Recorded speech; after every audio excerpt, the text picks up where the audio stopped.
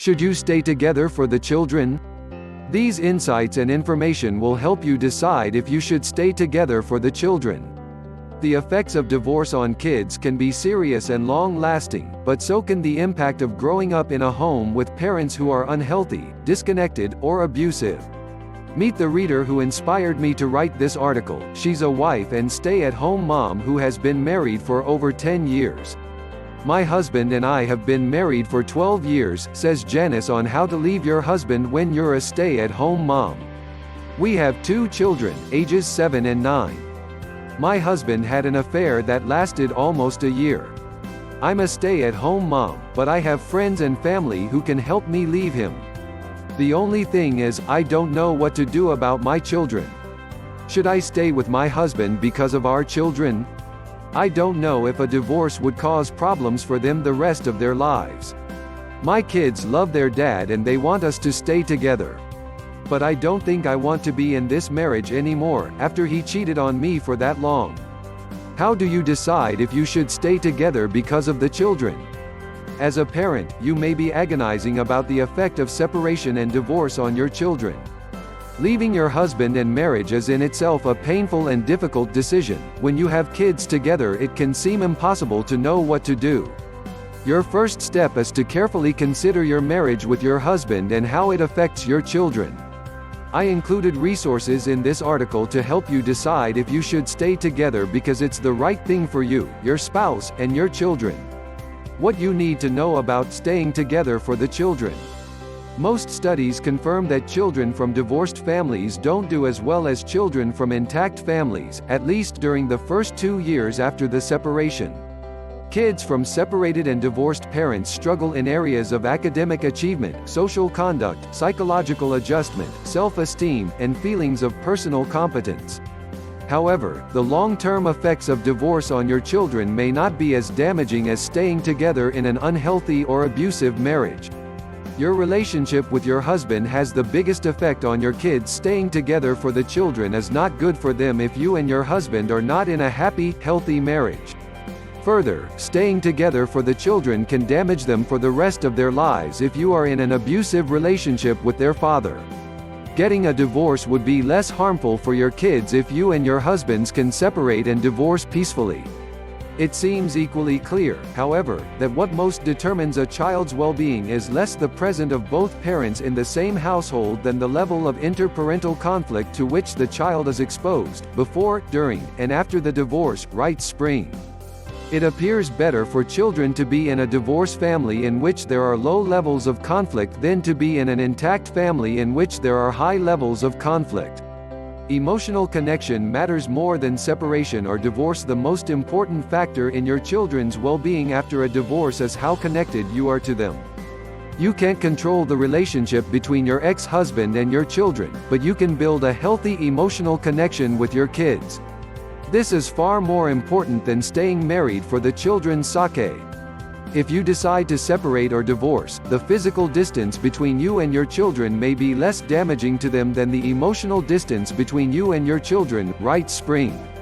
You are family, whether you share the same household or not, and your children's psychological adjustment hinges more on your emotional availability than on your physical proximity alone.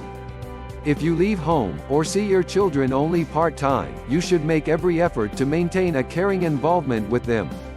How you handle divorce and co-parenting has a lifelong impact. While you're deciding if you should stay together for the children or leave for your own personal, emotional, or moral reasons, remember that the decision to divorce is just the first step.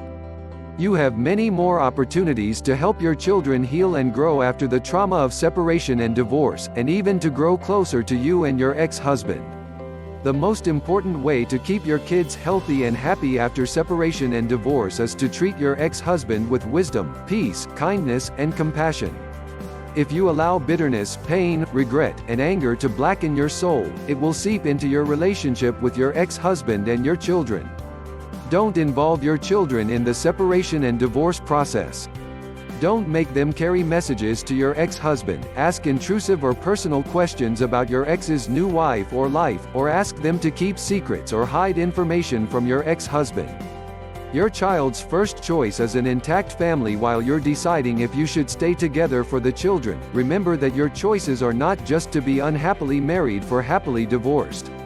This might make it worthwhile for you to strive to keep a salvageable marriage intact by working out your differences and dissatisfactions.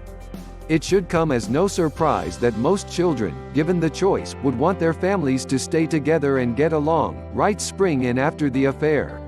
If in your own minds there are enough good reasons to recommit to your marriage and stay together, you may not only preserve the nuclear family for your children, but you may also teach them a valuable life lesson, that people who at one time hurt and even hate each other can learn to love each other again, that married couples can separate and then return to one another, that interpersonal conflicts can be successfully resolved, and that a crisis in intimacy can lead to meaningful change and a stronger connection. It takes time to rebuild your marriage.